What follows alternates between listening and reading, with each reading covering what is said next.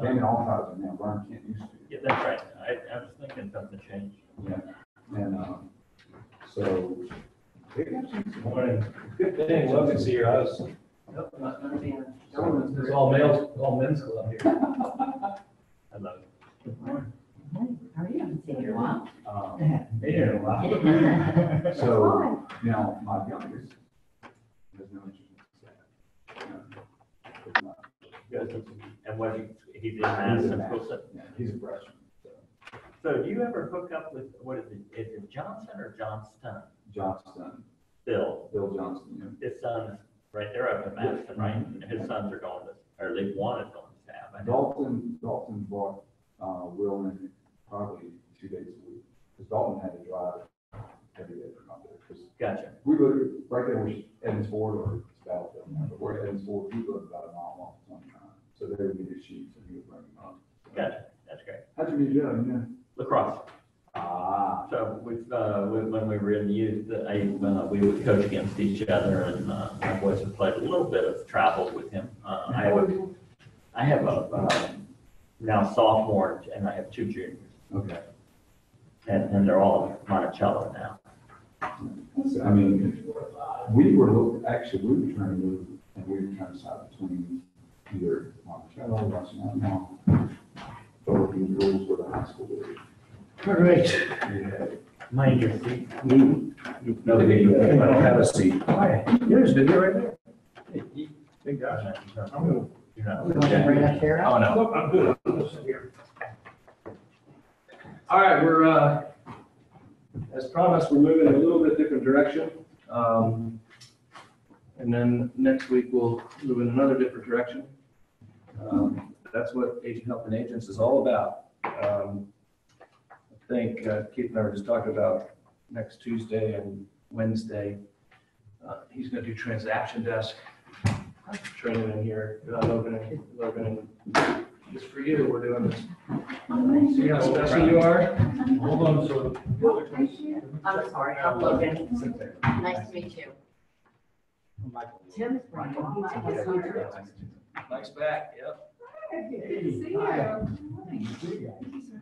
Anyway, what we're doing this morning is sort of a compilation of some things I've been thinking about, and hopefully showing that I think and take notes and process things as I go to these different conferences for us. And just wanted to, as we sort of begin to come out of the summer and into the fall, this whole thought process of having a mentality for success, both in business and in life. And, some of this comes from the time I've been, the masterminds that I did with Brian out in California. And then last week we went to Game Changers up in Tyson's Corner and listened to Brian's brother, Kevin. And then just my own sort of thought processes that I do myself. But, what I'm trying to do is really get, each of you do it differently. Don't get me wrong. I want you guys to figure out your own motivation, your own purposes, your own scenarios. But at the end of the day, whatever it is you're doing, I want it to be toward your success, both from a business standpoint and from a life standpoint. I'd like to believe that's something that sets us apart from other companies, is that we really do strive to look at the whole thing versus just business and that kind of thing. And one of the first things for me, and I don't know when I came up with this line, but at some point somebody asked me a question, and I came up with this: real estate's not a job, it's a lifestyle. It's a really interesting aspect to this business. I mean, obviously you're your own business. We talk about that all the time. When you walk through the door and choose to hang your license with Roy Wheeler, you give Roy Wheeler the privilege of opening up your business, your own real estate business, under our umbrella. It's not you're coming to work for Roy Wheeler. It's not that you're coming to work with Roy Wheeler. It's that you're saying, my business is going to operate under the Roy Wheeler umbrella. I think it's the best place for me to be, to put my business in the best hands to grow it. And the example I use all the time is, if you wanted to, instead of having a real estate business, you could open up a donut store, right? And you got options with a donut store. You could be Krispy Kreme. You know, you could be Dunkin' Donuts, you could be whoever that guy, I don't know how he makes any profit. The guy puts up a sign that says donuts on Tuesdays from 8 to 9. They're 29, right? I mean, he's there one day for like 2 hours. I guess he goes to other places other days of the week. I'm like, that is a weird business model. But it's his business model. It's how he wants to do it or she wants to do it. You know, the person that does it is Tim. You mentioned, do you know who that person is that I does don't it? know the name, but it's like. Yeah. Each day. Yeah, so, I mean, you can choose to be, you know, under a franchise, and there's stuff that's being under franchise, they got all the machines, and they got all the stuff, and they got games and all those kind of things, or you could be somebody like Tom Mulkey, who's a realtor with us, not a fairly decent real estate business, but he's gotten back into the restaurant business, and he'll have burrito with an H at the end, and is creating his own franchise opportunity. You know, did the one in Crozet and got it going, and now he's got the one in Spring Creek, which or Zion Crossroads, which is doing quite well. But the whole point of all of it was to do really good with these, so that other people would say, "Hey, I want to do that someplace else." And he's copyrighted or trademarked or whatever he's done with all the equipment, and he's got it that he can literally ship it to another place and make it happen. But anyway, the point being is that, you know, when you open up your real estate business, you can open up, you know, wherever. And in 3 years, you could be Michael Stone Realtor if you wanted to. You know, 3 years in the business, you get broker's license, and you could hang up your own shingle and do your own thing, which is great. But the whole point of it is, I look at it, it's not like coming to work. It's everything about your whole being, in a sense. You know, for me, and I came up this years and years ago when my kids were young, you know, I'm coaching, you know, I'm doing stuff in the community in Reston, I'm co-chairing the, kind of crazy now, the 2000 Reston Task Force, now it's almost 2020. That was a big deal, you know, what's Reston gonna look like in the year 2000, right? And co-chairing that, refereeing, you know, whatever, but the point being is, everything I did had a purpose to it. There's my friend. Is this the squirrel? He's making a total mess of that deck out there. Anyway, everything had a purpose to it. And interesting enough, the purpose wasn't, per se, it wasn't about the business. It was about, who do I want to be? What kind of person do I want to be? And in that scenario, the business just kind of took care of itself. Now, did I screw up? Oh, absolutely. You know, and so that's the whole thing about it being a lifestyle. I'm coaching third base in a little league game against a coach that, you know, is a jerk, right? I'm the best sport there is. I'm teaching my kids all the right things, unless I coach this guy against this team, because I know this guy cheats. I know he does everything he can to, you know, create issues. And so instead of rising above it, I would sink into the mud with him. And that was and the players knew it because of the way I acted. And the way, and then, so who else knew it? The parents knew it. Now, some of the parents would go get him about times, somebody, blah, blah, blah. But it wasn't the example that I really wanted to be setting, right? And it could relate to whether or not those people ever did business with me, right? I was at a Little League game just a couple of weeks ago, watching a friend of mine, son play on a, you know, 10 and under game, coach's pitch, you know, playoff game. And the guy that was on the mound, the guy who was feeding the balls in the machine, was a guy I play softball with. And I watched this guy and said, what a jerk this guy is. I mean, he just was it was just awful. You know, and here he is, the coach of this Little League team. So I asked my friend, whose son played for the other team, and, you know, the story just went on and on. But the point being is, my guess is there are people that would say, I would never do business with that guy. And so the point I want to just start with is this whole aspect of the fact that the cool thing about this business is it's not a job. It's a lifestyle. You get an opportunity to do something really cool and hopefully, you know, have a livelihood that comes along with it. So anyway, what I'm going to just kind of go through, and I want to get your guys' thoughts on this too, so I'll open up for discussion in different places, is that whole aspect of just thinking about it that way from the very beginning, is that it's the whole thing. And And one of the things I heard, and I don't know if it was a Game Changers, but the strive to talk, that one, yeah, strive to talk more to yourself rather than listening to what you hear. Yeah.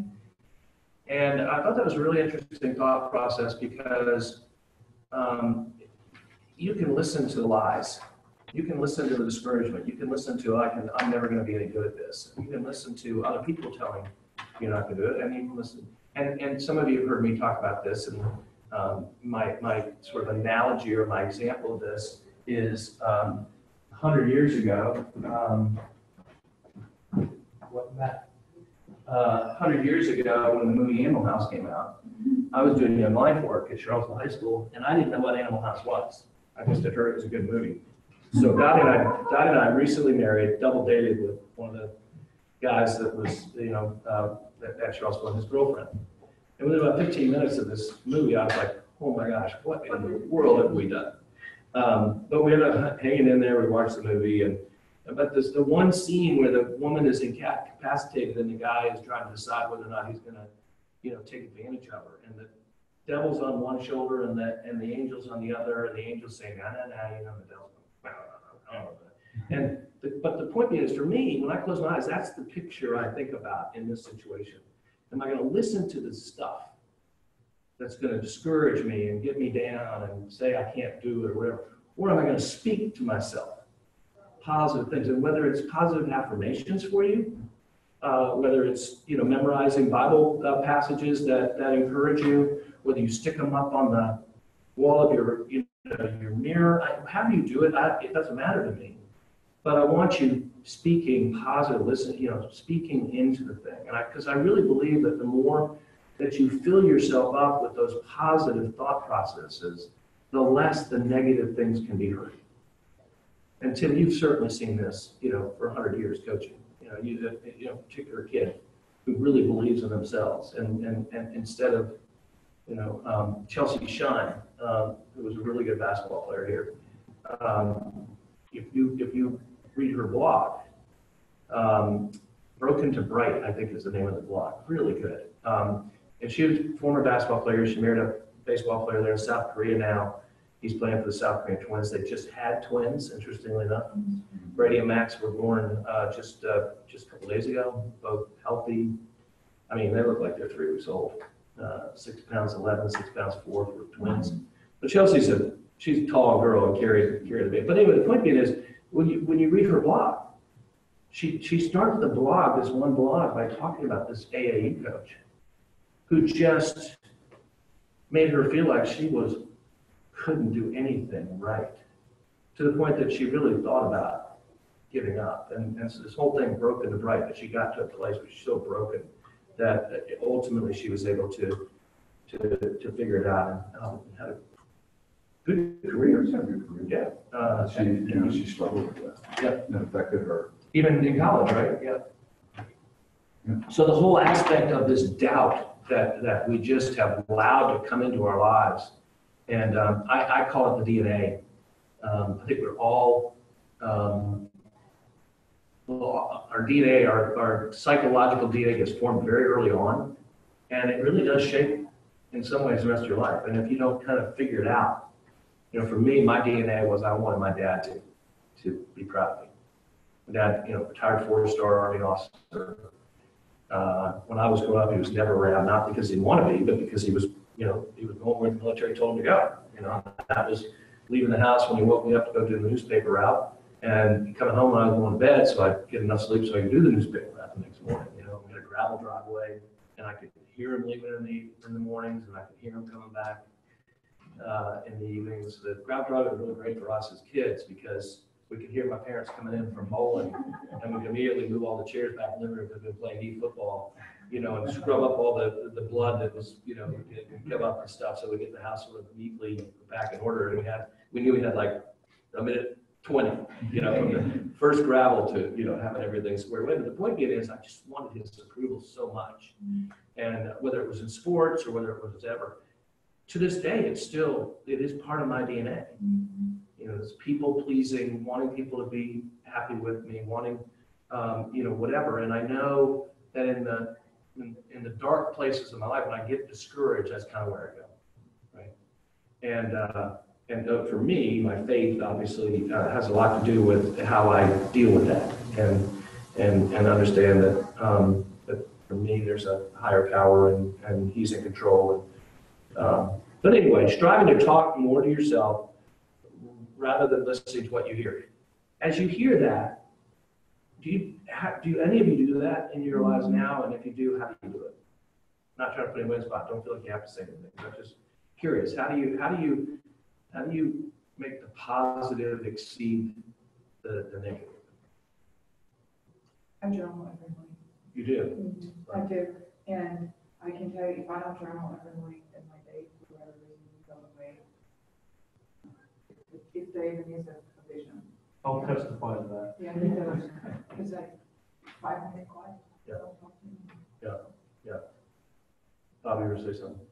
I have done journaling, although I've not forgotten the discipline, but I do use, I'm trying to think of the name of the day, it's not day timer, but it's a similar, and it was developed by a guy who was kind of mired in depression.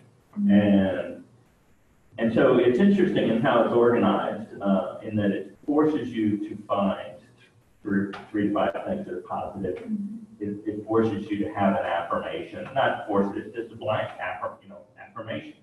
And you've got to kind of think to yourself, okay, what am I going to be positive about? And I find that just writing it down. So that would be the answer, is I write it down. Another thing that I've heard, and I can't give credit to who it was, but what they call gratitude walks.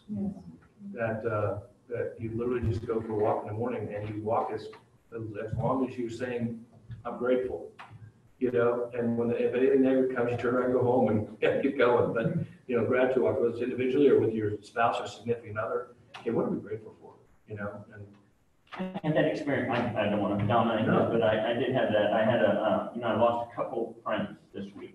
Tom Baker, you all know Tom, was a banker, and then Gary Taylor's wife passed away, and they were close friends of mine. So I was not in a very good place last night. I went for a 5-mile walk. Now, I'm not sure it was a gratitude walk, but I will say I work out typically in the evenings, and I'm usually pretty good about it, and I had no energy.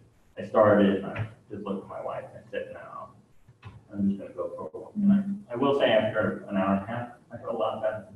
So I do think just sometimes getting out, walking. Yeah. Just that simple process will help you. And writing it down. We all need to write it down. They say that, and I believe this because I know it's been true in my life, that when you write something down, there's a 42% better chance of it happening, even if you never think about it again.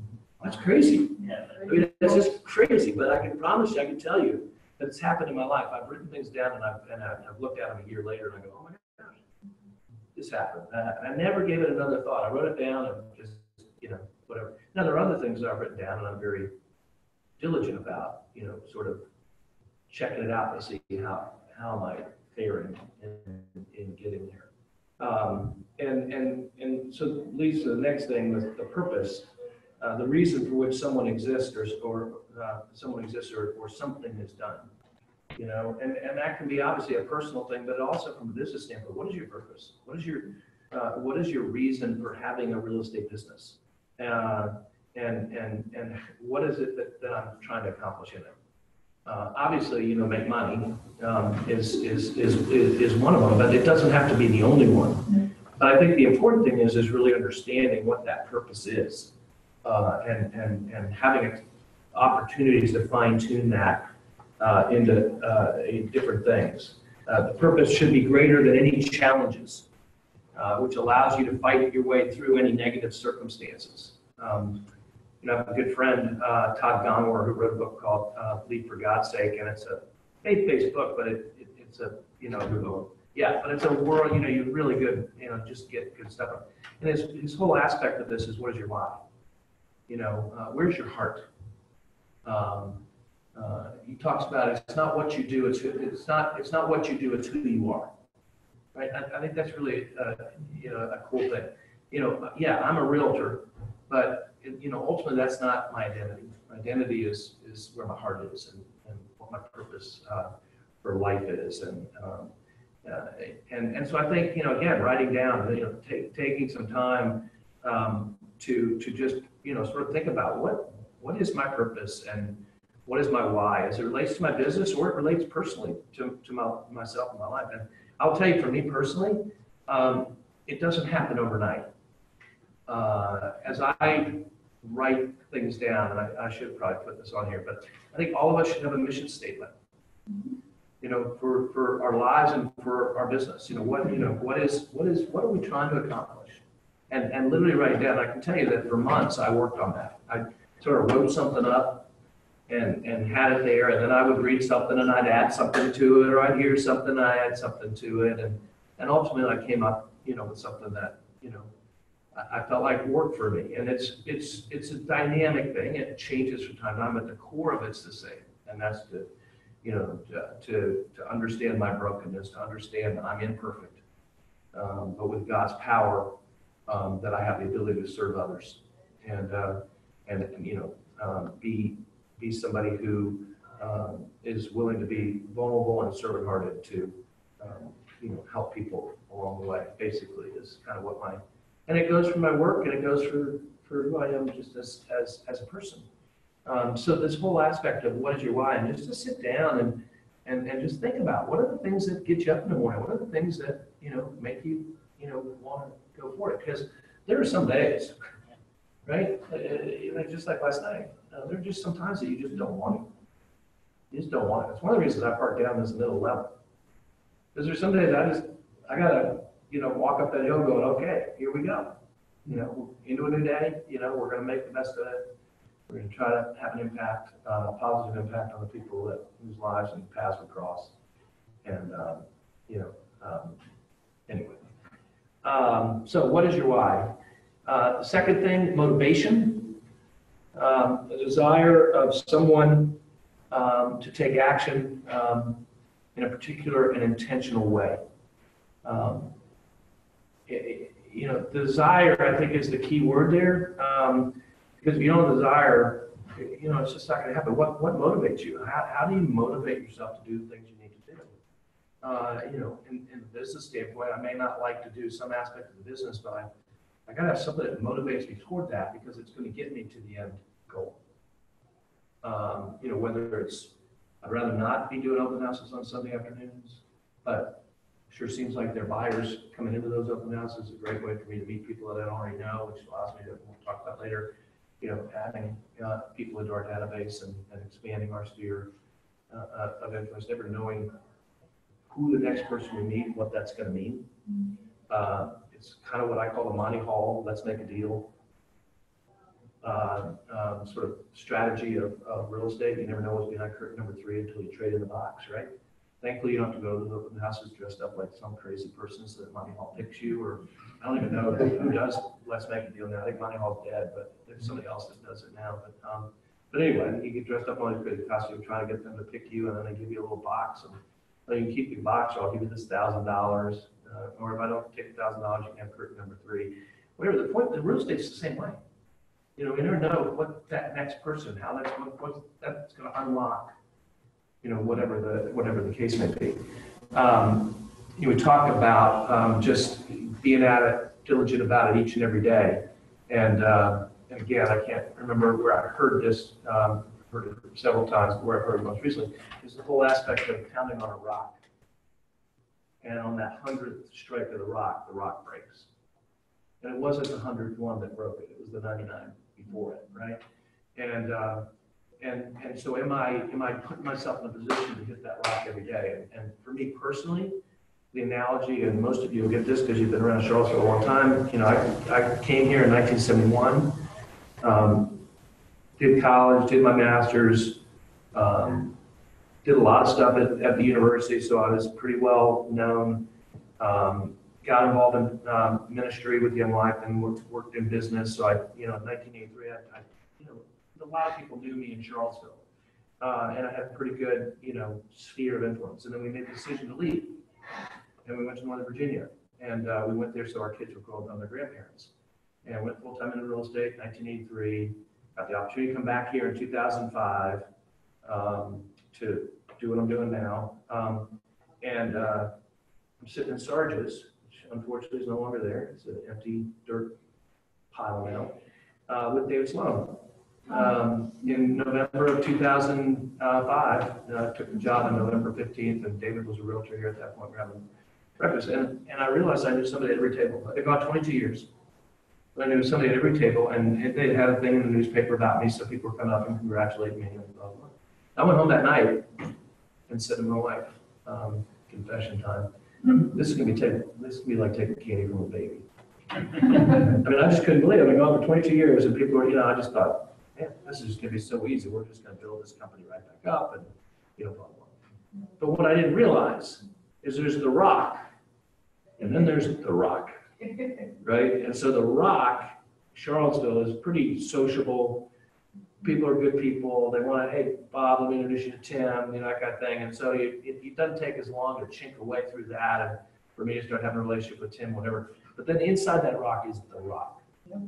And that's the people whose parents came over on the great Mayflower together, right? And grandparents and great-grandparents, whatever, and they've done business with each other for 100 years or 200 years. And you're trying to just chisel your way in, build a relationship, one relationship at a time, to try to provide opportunities for agents of Roy Wheeler to get in parts of the business that we just haven't been in. And so I went through a time of discouragement because I thought it would be, and God showed me, and said, no, it's going to be hard work, one day at a time, waving the flag, being at this, being at that, meeting this person, writing a note to this person, blah, blah, blah. And so the whole aspect, though, the motivation in this situation is, for me, I was taking action in a particular intentional way to get us someplace that we've never been before. I think that's Star Trek, right? Again, that we were going to be a different type of real estate company. We weren't just going to be about farms and estates and extraordinary properties. We were going to be known for every aspect of the real estate business. And so the point being is, what is your motivation? What's the desire? What's going to keep you hitting that rock until it finally, provides a result? Brian's signs for an on-purpose person is, I love this, to be outwardly focused, to be energetic, somebody who gives little credence to criticism. Now, that doesn't mean you don't take constructive criticism. Don't get me wrong. I mean, constructive criticism can be some of the best things if you've got people that you trust and care about. I just did this yesterday. Emailed the guy last week, and I said, hey, for some reason I think our relationship is not where it used to be. And that's bugging me. And so can we get together? Because if I've done something wrong, I want to know. So we sat in Food All Nations the other morning, or yesterday morning, and I just said, all right, have at it. And he had built up a resentment toward me because of something that had gone on in church. And he felt one way, and I felt I had been on the other side of the equation. And through all that, he never told me that he was building up resentment. But what ended up happening, the resentment just slowly but surely just, made it farther and farther apart. And I truly believe if I hadn't reached out to him, that relationship would have been toast. And it's a good relationship. It's a long-term relationship. Kids grew up together, that kind of thing. But the point being is, in that situation is, excuse me, did you initiate that conversation? I did. I sent him an email, and I had my wife read it first. I wrote a letter on an email, and I said, read this, and I said, yeah. I think it's pretty important. I always remember that statement, resentment's like taking a little medicine every day, expecting the other guy to die. Yeah, drinking somebody else's poison. So you're better off to cut it off and say, let's figure this out. Yeah.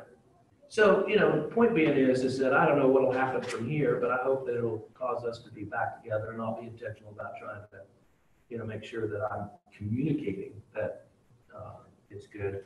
But the point being is that, criticism, and that, I said to myself as I went to that meeting, I'm ready to take it. I'm willing to take on, and thankfully, it doesn't always happen, but in this situation, I didn't get defensive at all. I prepared myself to take on whatever he said, and I wasn't going to get in a fight because I knew we weren't going to agree on what happened at church. you know, that it was a tough personnel situation, and I was on the personnel committee that had to hold this person accountable, and this person was in front of the other guys. So I knew it wasn't worth getting into, well, this is why we did it. I just wanted to say, if I screwed up, apologize. And so, you know, he was able to share how he felt, and I asked for his forgiveness, and, you know, I think we ended up in a good place. But the point being is that I think we do need to take constructive criticism, but there are going to be a lot of people that are going to tell you, oh, that's not going to work. Or, oh, I can't believe you got in the real estate business. There's no way there are too many realtors in Charleston. You know, there's not any way that you're going to be successful. Well, that's just not true. There are a lot of people in this business that are very successful. And it, you know, it slowly but surely takes on, but it can happen. And one of the things that I remember years ago, a trainer talked about bad seeds. And he would put up a sign on his desk that said, no talk zone or something. He put up a sign saying, hey, I'm concentrating right now on my business. So don't come over and start, you know, just chatting with me because you've got time, right? Right now is my time to do this. But he also talked about negativity. And so he'd come up and start complaining about something or whatever. He'd go, bad seeds. Mm-hmm. And people ultimately knew what he meant by that is, so you're not going to plant those bad seeds in me. Because if you plant those in there, they're going to grow. And they're not going to help me to get me to where I want to be, both personally and in business. So you just go, bad seeds. I'm just not going to let you, you know, you want to go plant those someplace else, you go right ahead. But you ain't going to plant them in me, you know. And the other aspect of that is you're not going to take that monkey off your back and put it on mine. You know, you feeling all about this, so you're trying to hand it out. I don't want that monkey. I got enough of my own problems, right? I don't need that monkey on my back too to, you know, keep me from doing what I'm doing. You know, little creative criticism. Having goals that make you confident in your future. You know, and I think what's important about that is realistic goals. You know, you can make all sorts of extraneous goals. That doesn't mean that you're going to end up being confident. I'm never going to do that. Well, why'd you write it down, or why'd you even think about it? Having goals, realistic goals, that can make you confident that if I do this, then this will happen. And some of that has to be experienced, right? Some of it, I can say I'm going to do this, and this can get me there, but it'll be the first time I've done it. So I've got to go to somebody like Yona, you know, or Keith, or to Bird, or somebody, and say, hey, you know, this is what I'm thinking about doing with Matthew. This is what I'm thinking about doing with my business. If I do this, this, and this, can I expect this? Is 1 + 1 going to equal 2? Or better yet, 4, right? You know, and having people who have already done it to say, yes, you can be confident that if you do this, this, and this will happen. And then for you, you start writing these things down and seeing that it works. So just as an example, this weekend, people holding open houses, I send emails out to everybody and I say how the open house is going. Now I do that one because I want to know how Logan's open house went, or Keith and Yona's open house went, right? But I also do it because Chris and I want to know what's working so that we can help you do it more, right? And so as an example, on Sunday, we realized that the Sunday daily progress still works. We're the only ones in there for the most part now. I mean, everybody else is just going away, which I guess in some ways is good for us. But the point being is, we wouldn't be there if it didn't work, right? And in the responses that we got back from all the different people that did open houses, at least 1 or 2 people, unfortunately for you, nobody, but for everybody else, who had people come through the open house, she had nobody through her open house, but she was in a challenging house. Just to be clear. Oh, oh, sorry. Keith didn't have anybody available in the store. But everybody else, at least 1 or 2 people came, or 1 or 2 people came from the daily progress. People came from Zillow. People came from the signs. And so Chris and I take that information and can say to people, if you do this, this, and this, then this should happen. You know, you can do an open house the old way, or the way most people in Charlottesville do them. I'm going to do an open house. I'm going to think about it way too late. I'm going to try to get an ad in the newspaper. I'm going to put a sign up, and I'm hope people come, or pray people come, or do whatever you're going to do to hope people get there, right? That's what most people's strategy is for open houses. That's ridiculous. You're going to do that. Don't put an ad in the paper. Put a sign up. Stay for an hour. Somebody comes and they're looking to buy a house. Today, you can put the sign in trunk and go show them property, right? But just doing that, boom, boom, boom, and being there for 3 hours. But if you do some things ahead of it, and again, going back to the roadmap for success, and looking through that, maximizing an open house and doing the things we tell you to do in there for the few days before it, to prospect for listings from the neighbors around it, to getting move-up buyers to know that they could move from River Run into Fieldbrook or Belvedere Belvedere or whatever.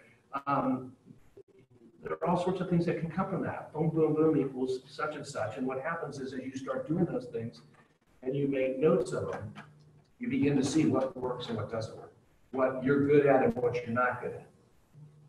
Example for me is that I did everything initially because I left a salary job, benefits, the whole thing, and whatever, and went into real estate. And so I did everything. But slowly but surely, I realized I was much better with expired listings than I was with FSBOs.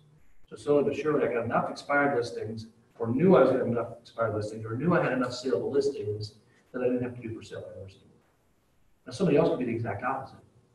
They're really good for sale by owners, they can hang in with it, be politely persistent, consistently pretty creative, and stay in touch with those people so that when they finally realize, can't sell this on my own, I got to get a realtor, they go to you. But anyway, having goals that make you confident future, and then striving to have a positive impact on those around you.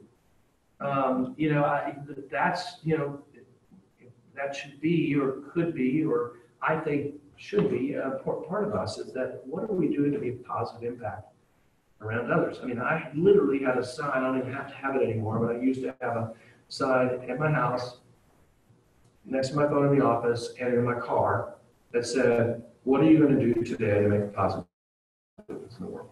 What in the world are you going to do today to make a positive difference? And it was just something that I just thought about all the time.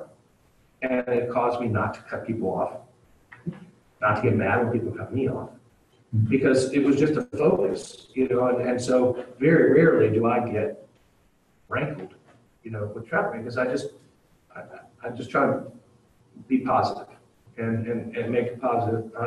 And I leave early to get places so that if I run into traffic, I don't get frustrated. It's just what it is, and continue to listen to a podcast or whatever. And there's certainly times, and Dottie will tell you that there's certain times that it does happen, and I, like all of us, thankfully I don't do the one finger salute, but I will drive by. And try to get eye contact with the person. And every so often I will give them. I can do one finger salute. But every so often I'll give them a little gentle toot toot. But I'll go by, and Dottie, every time I'll go by and pass him. And what does Dottie ask me? Mark, you feel better? That make you feel better? And she didn't have to say it because I didn't. Yeah, she didn't even have to say it because I know she'd just say it. I mean, I pull into the next lane, I look at her and she goes, I go, no. Good old boys there. In fact, sometimes it makes you feel worse because you again, like the coach, I got down in line with that person. And my favorite example of this is, years ago, thankfully, because since then it's been much better. I hated when people tailgated me. I just hated it. And it bugged me, so I did all the things that you shouldn't do. Put my brakes on, went down five miles below the speed limit. Hit the flashers so it looked like my brakes were coming on the person, whatever. Anything I could do to frustrate the person. And one day, you guys don't really know Northern Virginia, but it used to be come up Route 50 off of 66 and you turn right, you go to West Ox. And West Ox would take you to Reston. It was just this two-lane little road. It's where we used to go when I lived in Annandale. That's where all the trouble happened in high school. Everybody went to the old abandoned farms out there. But anyway, two little lanes at West Ox. This guy was just flat on my backside. And I got to Pendlebrook, which is a little neighborhood of the golf course, and a pretty wide entrance. And I pulled over. And the car sped by me. And I got back on the road. I went, oh my gosh, this is awesome. That guy's gone. I'm okay. I'm not getting mad. And I went on my way. And from then on, that's what I did. I just pull over and let somebody go. Now, I will say that I do hope that I'll see a policeman. Somewhere in the way, that car pulled over. I must admit, that's another thing I think. That would really make me feel good, Lord, if you let me see that this guy got, That almost never No. Never, never. But I feel so much better, and for so many years, I let that just get me, anyway. Um, So who do I become when I get traffic? When I drove up to Northern Virginia, my switch to switches. Yeah. Well, you got good training from Northern Virginia. I Yeah, can tell you that. yeah. You got good training from New York. I just turn it on. So striving to have a positive impact. Focus, where focus goes, energy flows. Freedom, when you're not attached to praise or criticism. The freedom in that. I believe that, I didn't think about this till I was writing this stuff down last night, this morning. There's a Bible verse that says the truth shall make you free, shall set you free. And yeah, it's about, the truth in regards to God, but forget about that for a minute. The truth shall set you free. If you truly believe something and you're focused in on pursuing that, then it sets you free to not worry about what other people think. Because you're doing what you think is right. Now, that doesn't mean you're not, being ugly or whatever, but that just, when you're not attached to praise or criticism, if you're a people pleaser, you can become a slave to compliments. Love that.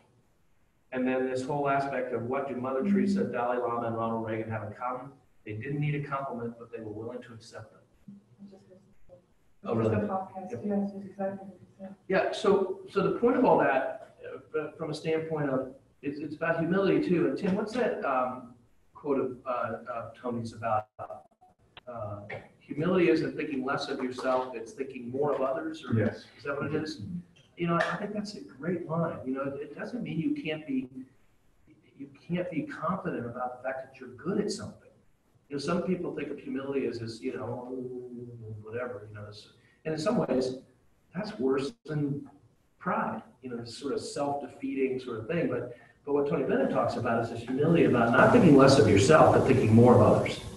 That, that what's important for others is more important to you. That doesn't mean you can't be really good at what you do, right? You can be the best at what you do, but if you're still caring for others instead. A real estate example of this for me is this gal, Kate Ryan. Kate Ryan is she's an amazing realtor up in Northern Virginia. She's somebody I refer, all family business goes to Kate. She's incredibly successful. But when you watch her at a Fafini event, there's just this, I'm just so grateful to see you. People are coming up from all over the place to talk to her. And she's just so gracious, and she's just so grateful to see people. And she just did her Washington Nationals, client party where she buys all sorts of tickets for her past clients, and they do a, Washington Nationals game, right? What a great thing to do. Just general admission. You don't have to set anything up, maybe give them a coupon for popcorn or whatever, and it's get all sorts of pictures and whatever. But the point being is she's the kind of person that even though she's one of the most successful realtors, you would never know it. She's just so gracious in the way she does it. And she's so giving over time. She drove down to Charleston back one day just to speak to our people because of our relationship. Anyway, not needing a compliment, don't need the compliment, but you're willing to accept it. Again, having goals, a goal is a long or short-term dream that has a plan on how to get there. Sources of your purpose, what you value and believe, a motivation caused by hurts and wounds.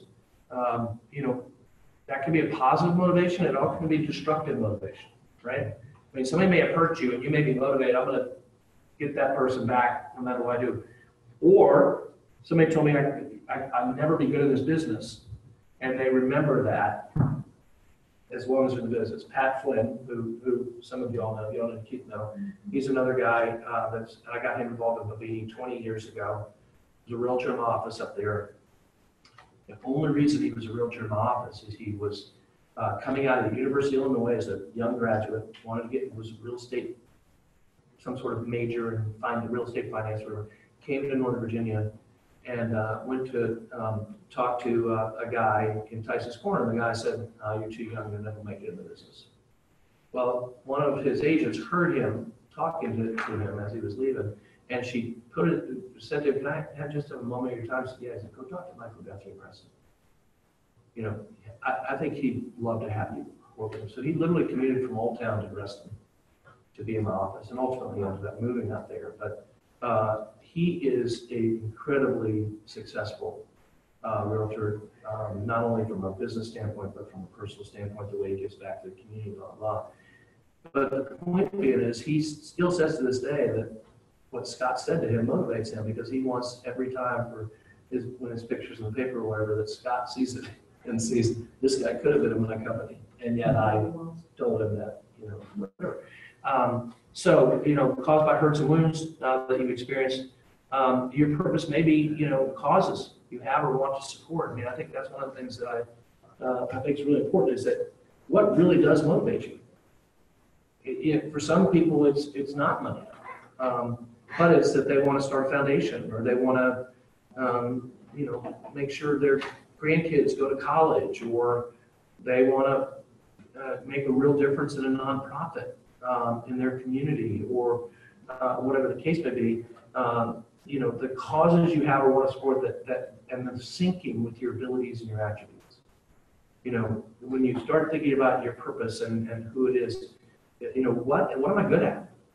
What are my abilities? What are my attributes? And for each of us, we're different, right? And one of the examples that, I've used before is, an agent who may not like to use the telephone, but is really good person to person. Well, then they should be on the telephone, right? They shouldn't be, making more calls or whatever. They should be out walking in the neighborhood and previewing houses and introducing themselves to people, or, going down to, X Park for a festival, and just, that's where you're good. Go find places to use your abilities, your attributes in the best way that can be done. And you need to understand, how that does.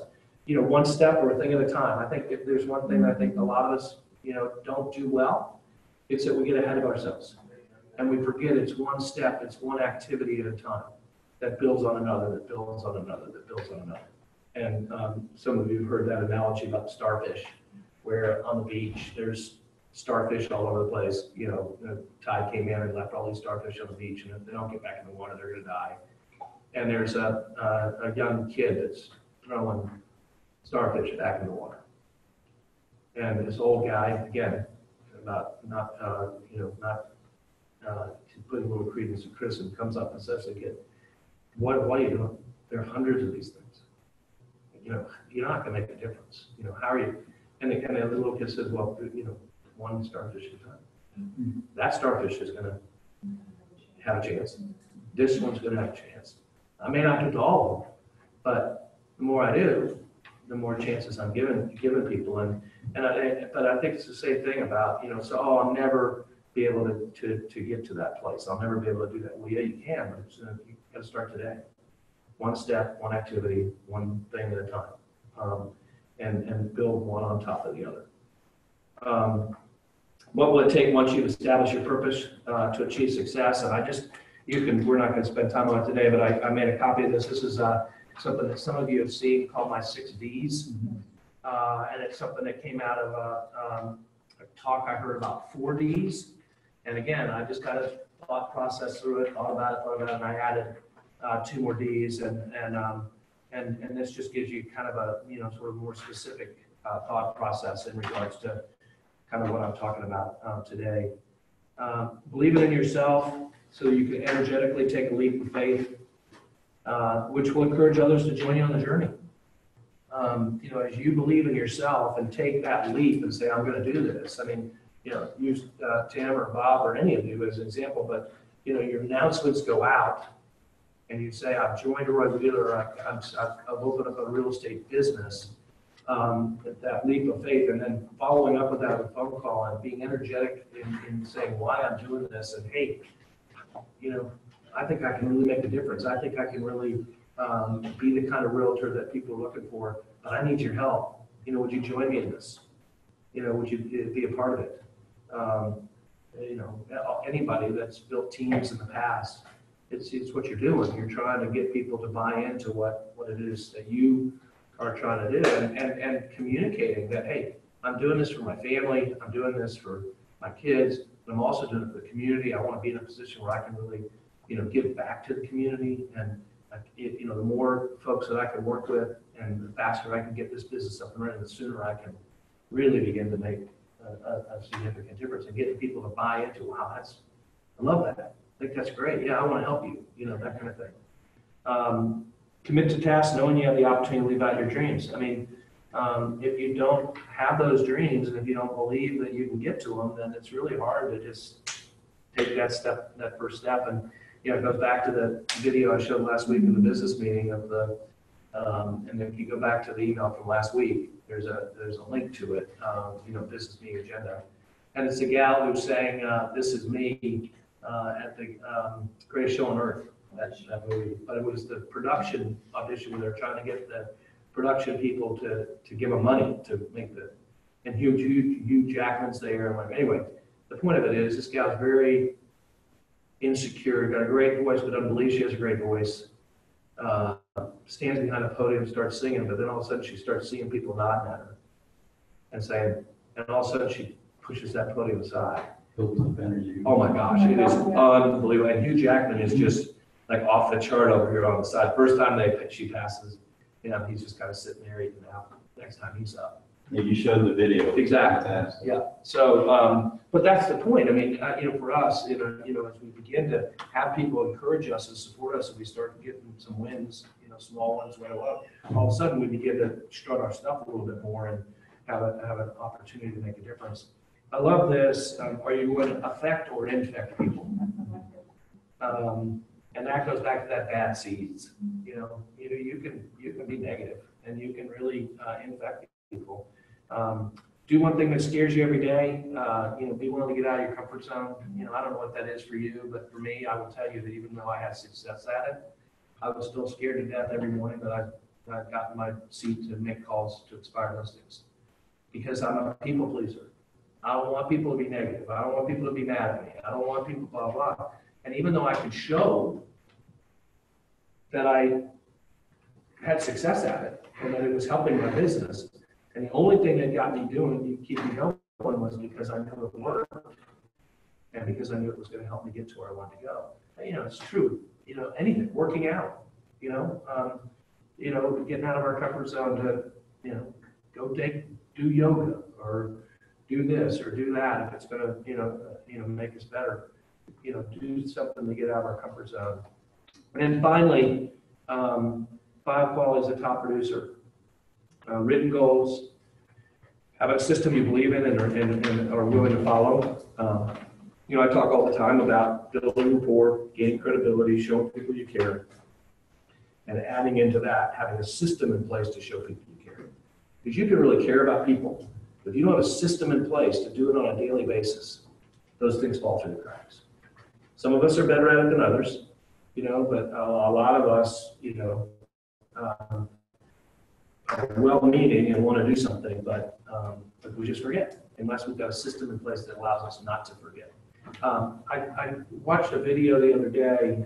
I'll try to find it. It's really good. It's called shoulder tapping, and the video is about how God taps you on the shoulder and puts a name and speaks a name into your head, right? And I can tell you, honestly, this worked for me. When I think about people, I will immediately text them or do something because they came to mind. And for whatever reason, they came to mind.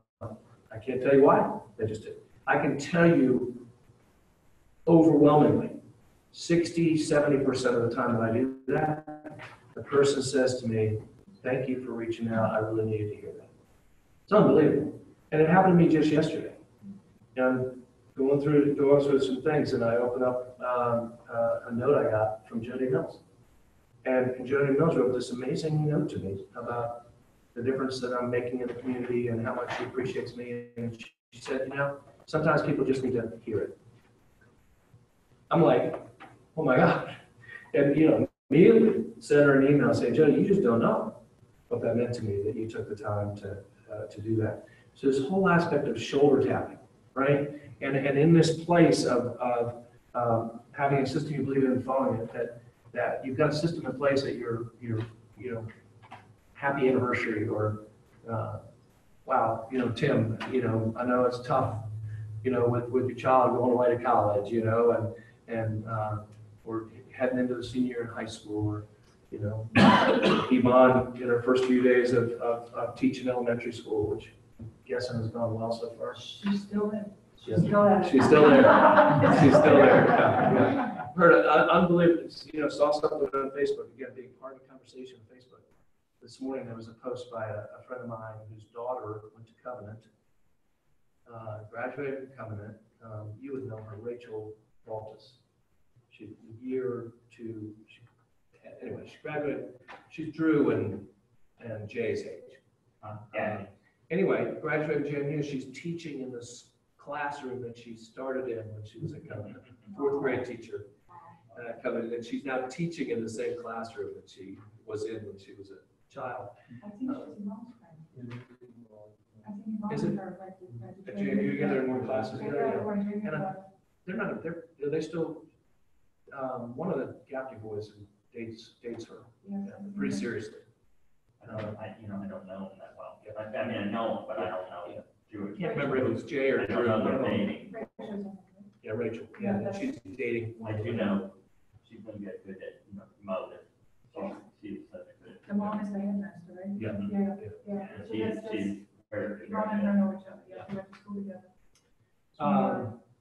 Consistent in accomplishing your daily tasks, not wishing, not hoping, actually working for them. And again, writing them down, writing those daily tasks down and knowing you're getting them done. And that was huge for me when I, had discouragement or things didn't go my way. I just looked at the next thing on the list. And just said, all right, I gotta go do this. Wouldn't get a listing in the neighborhood. And I go, okay, I gotta put another flyer out into that neighborhood and go meet some more people because I don't know why they didn't list with me. Why would they list with that person first? And instead of putting my, going to bed, put my thumb on my mouth, okay, next thing. What am I gonna do to get the next one? Mastering the fundamentals. Just, working hard to master the fundamentals. And I'm grateful that we work on those all the time here, trying to give you guys the information you need to be able to do that. And thankful for people like Keith to do, transaction desk and things like that. I love this. I guess I can't say no now. Yeah. You're the one who offered yesterday, right? I didn't start that. Yeah, I Appreciate didn't it. start it. He's not putting that guilt on me. Actually, that was my lead into the one. Yeah. Character refers, competence reassures. Yeah. Your character, the way you treat people is going to cause people to want to refer things to you. But when you show your competence, it reassures them that they made the right decision to do that. It wasn't just, although I will say that more people make the decision with their heart rather than their head. They will make the decision with their heart rather than their head. I'm sure, from a recruiting standpoint, people went to the wrong schools because they made a decision with their heart rather than what was really best for them. I could play more over here, but, I'm going to look better having going to this school, right? Yeah. So this whole aspect, character refers, competence reassures. Top producers are willing to ask for help. They're willing to ask for help, not only amongst each other, which is again something that I think is great here, is that we do have really a hands down sort of scenario. Hey, somebody helped me, I want to help you. What can I do to help you? And even the new folks can help somebody who's newer than them, right? And so being willing to ask for help, but also being willing to ask help with your friends and your sphere of influence. So you can regularly add people to your database so that you won't be afraid to ask for referrals. And finally, don't forget to acknowledge generosity. If there's a mistake I think a lot of us make is that people are trying to help us and we forget to thank them. And not just, hey, thank you, but later, once again, coming back and saying, hey, you believing in me meant a huge lot to me. Just happened for me in my neighborhood. A couple that I know, okay, not great, but several doors up called me a month or so ago, and their mother wanted to buy a house, and they were having a really hard time. They were, by the time they went to get it, it was too late, and they weren't doing it right.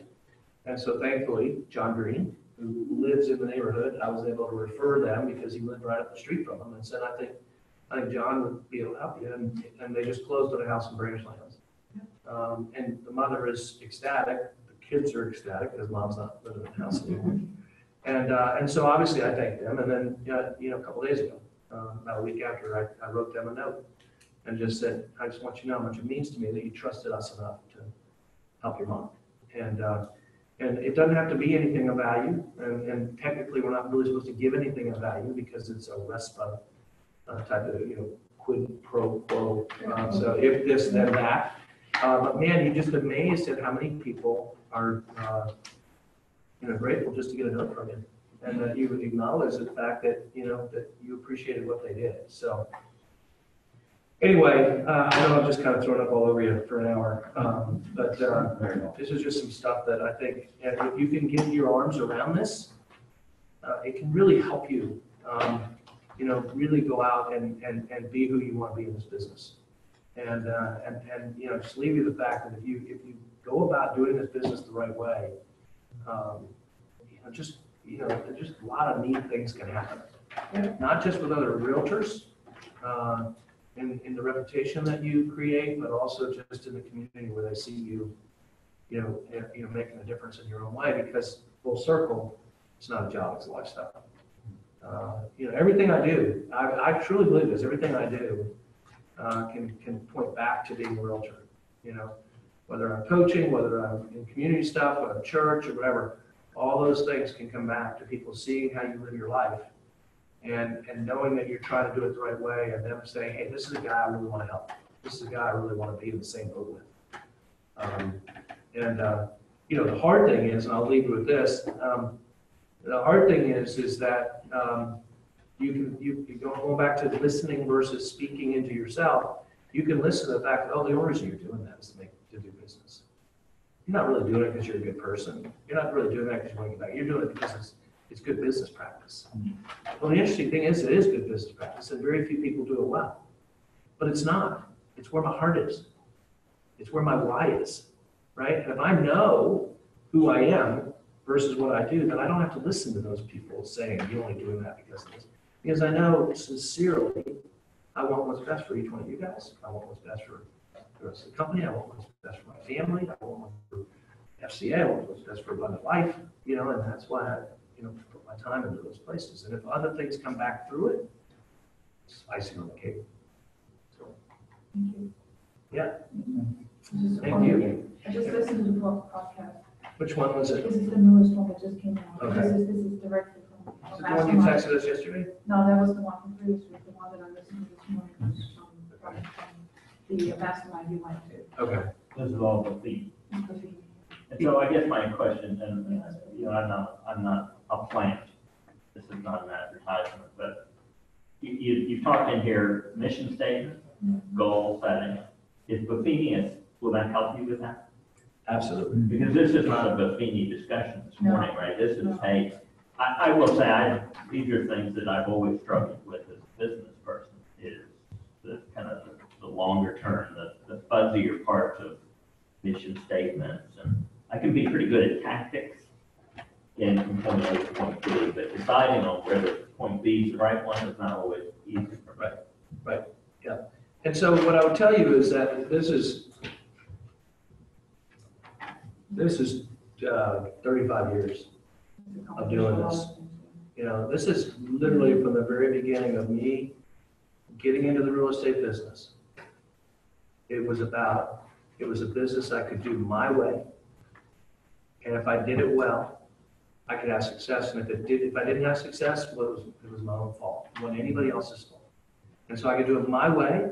And if my way didn't work, then okay. So as an example, I was never a cold caller, even back in the day when you could. I mean, I went to the training classes where they said I can, take this class and I can parachute you into any city.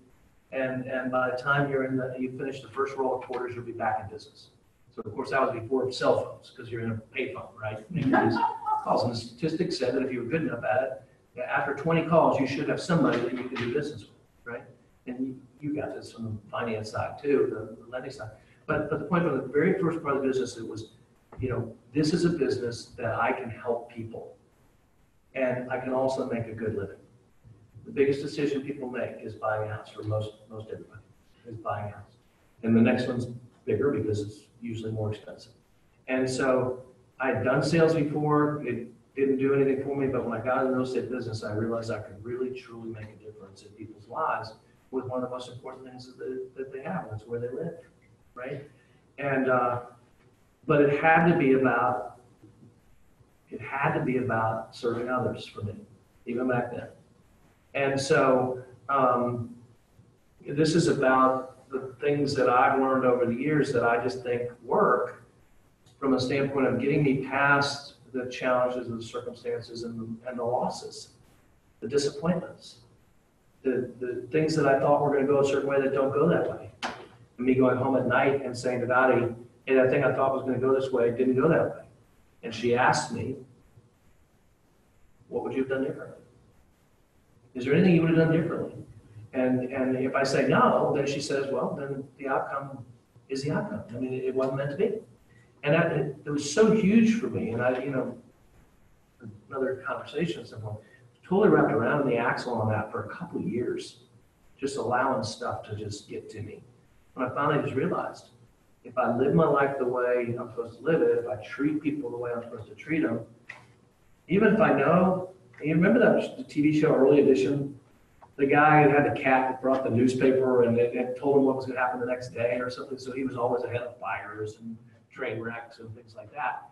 I used to love that show, I don't know why, but the point being is, even if I knew 3 years from today to then that something was going to happen and it wasn't going to go the way I want, Dottie would say, would you do it any differently during those 3 years? Well, no, because I'm trying to do it in a way of service and giving back and making somebody better than what they were.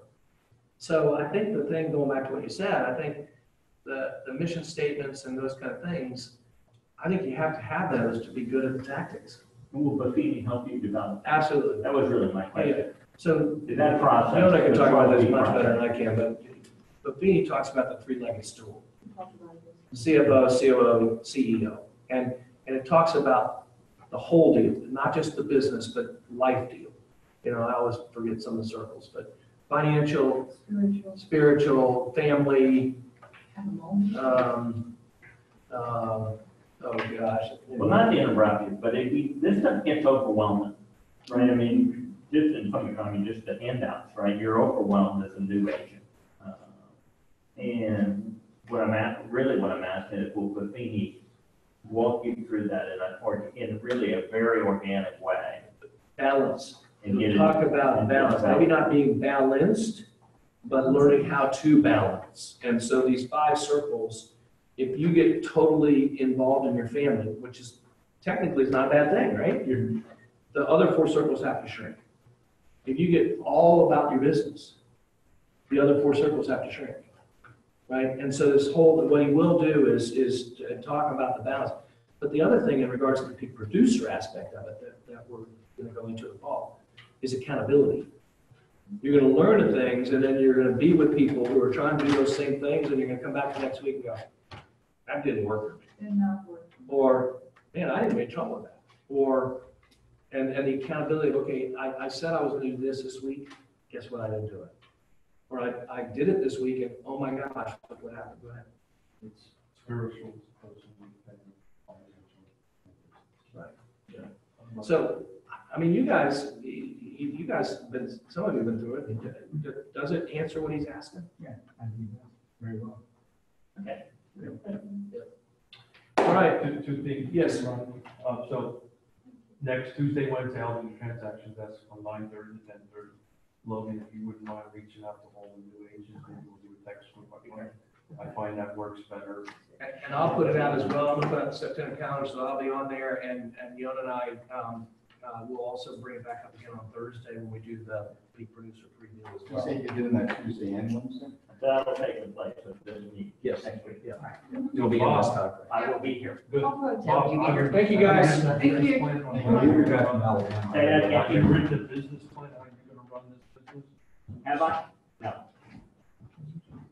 I understand. Yeah, I know I need to do it. I'll help you. And it's really about, I'll help you. Thank you. that'd be great. I appreciate you offering to do that. Just reach out to me.